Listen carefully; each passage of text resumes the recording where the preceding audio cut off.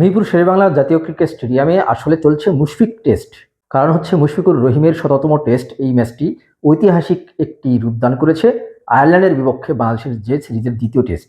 এই ম্যাচটিকে মূলত ঐতিহাসিক এবং চিরস্মরণীয় করে রাখবে বাংলাদেশের টেস্ট ইতিহাসে, এই কারণে যে মুশফিকুর রহিমের প্রথম বাংলাদেশি হিসেবে কিন্তু ১৭তম টেস্ট ম্যাচ এটি। সেই ম্যাচটি মুশফিকের হবে, এটাই তো স্বাভাবিক। প্রথম দিন শেষে মুশফিকুর রহিম ৯৯ রানে অপরাজিত রয়েছেন। আর একটি মাত্র রান হলেই তিনি কিন্তু ১৭তম টেস্টে শতক করার একটি গৌরব অর্জন করবেন। এটি কিন্তু অনন্য একটি অর্জন হতে চলেছে। কারণ হচ্ছে এখন পর্যন্ত ১০০+ টেস্ট যারা খেলেছেন, মুশফিক কিন্তু ৮৪তম ক্রিকেটার হিসেবে ১০০তম টেস্ট খেলছেন। এই ৮৪ জনের মধ্যে সেঞ্চুরি করতে পেরেছেন মাত্র ১০ জন ১৭তম টেস্টে।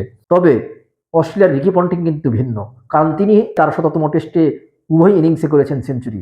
অর্থাৎ সব মিলে ১৭তম টেস্টে ১১টি সেঞ্চুরির রেকর্ড রয়েছে।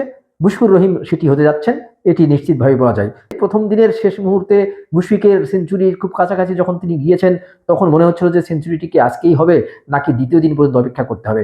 শেষ পর্যন্ত অপেক্ষাটা করতে হয়েছে। আগামীকালকে শুরুতেই তিনি সেই একটি রান নিয়ে কাঙ্ক্ষিত ম্যাজিক ফিগারটিতে পৌঁছাতে পারবেন কিনা এবং ইতিহাসের মাত্র ১১তম ব্যাটার হিসেবে ১৭তম টেস্টে সেঞ্চুরি করতে পারবেন কিনা, এই অনন্য অর্জন তাকে হাতছানি দিয়ে ডাকছে। বাংলাদেশ দল কিন্তু প্রথম দিন শেষে ৪ উইকেটে ২৯২ রান যে করেছে, এর পেছনে কিন্তু মূলত অবদান এই মুশফিকুর রহিমের।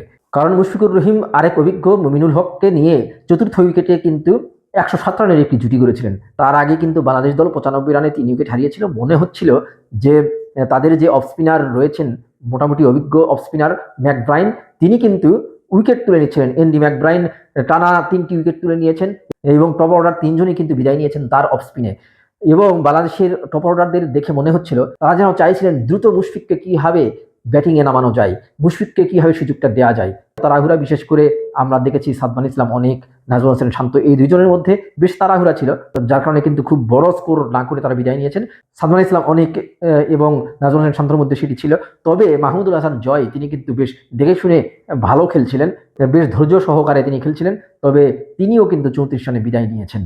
পরে আমরা দেখেছি যে মুমিনুল হক অত্যন্ত ধৈর্যশীল একটি ইনিংস খেলেছেন, ১২৮ বলে ৬৩ রানের একটি ইনিংস খেলেছেন এবং তার এই ধৈর্যশীল ইনিংসের কারণে কিন্তু মুশফিকুর রহিমও সুযোগ পেয়েছেন নিজেকে স্টেবল করার উইকেটে গিয়ে। এবং তিনি কিন্তু আজকে ১৭তম টেস্ট ম্যাচে নামার আগে মাঠে বেশ কিছু আয়োজন ছিল। বাংলাদেশ ক্রিকেট বোর্ডের পক্ষ থেকে অনেক স্মারক তিনি উপহার পেয়েছেন, ক্যাপ পেয়েছেন, সিগনেচার সহ জার্সি উপহার পেয়েছেন। বর্তমান সতীর্থ যারা রয়েছেন তাদের কাছ থেকেও তিনি কিন্তু পেয়েছেন এবং বিসিবি থেকে ক্রেস্ট পেয়েছেন। সেই মুশফিকুর রহিম কিন্তু তার দিকে সবাই তাকিয়েছিলেন যে ১৭তম টেস্টে তিনি কি করেন। তিনি কিন্তু বেশ দুর্দান্ত খেলেছেন। আগের টেস্টে তিনি মাত্র ২৩ কি ২৪ রান করতে পেরেছিলেন। আগের টেস্টে অন্যান্যরা যেহেতু ভালো করেছেন, সেখানে মুশফিকুর রহিম আসলে ভালো করতে পারেননি।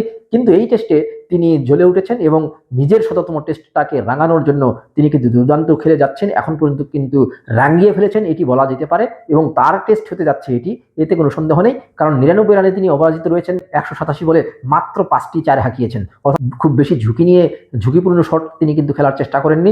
খুব দেখে শুনে সুস্থির হয়ে তিনি ব্যাট চালিয়েছেন এবং থ্যাঙ্কস টু মুশফিকুর রহিম, তার এই টেস্টটাকে তিনি যদি স্মরণীয় করে রাখতে পারেন, সেটি কিন্তু বাংলাদেশের টেস্ট ইতিহাসে একটি নতুন মাত্রা যোগ করবে, এতে কোনো সন্দেহ নেই। সেই জন্য মাত্র আর একটি রান দরকার। ইতিমধ্যে যে 50+ স্কোর করে ফেলেছেন, সেটিও কিন্তু অনেক বড় একটি ব্যাপার ১৭তম টেস্টে নেমে কোনো একজন ক্রিকেটারের কাছ থেকে। আর তার সঙ্গে এখন পর্যন্ত অবিচ্ছিন্ন থেকে পঞ্চম উইকেটে এখন পর্যন্ত ৯০ রান যোগ করেছেন লিটন কুমার দাস এবং লিটন কুমার দাসও কিন্তু খুব ধৈর্য নিয়ে খেলছেন এবং তিনি মুশফিকুর রহিমকে সঙ্গ দিচ্ছেন, মূলত এটিই বোঝা যাচ্ছে। কারণ তিনি ৮৬ বলে মাত্র ২টি বাউন্ডারি হাঁকিয়ে ৪৭ রান করে অপরাজিত রয়েছেন। তো বাংলাদেশ প্রথম দিন শেষে বেশ ভালো অবস্থানে রয়েছে এখন পর্যন্ত, এটি বলা যেতে পারে। ৪টি উইকেটে কিন্তু নিয়েছেন সেই অফ স্পিনার ম্যাকব্রাইন।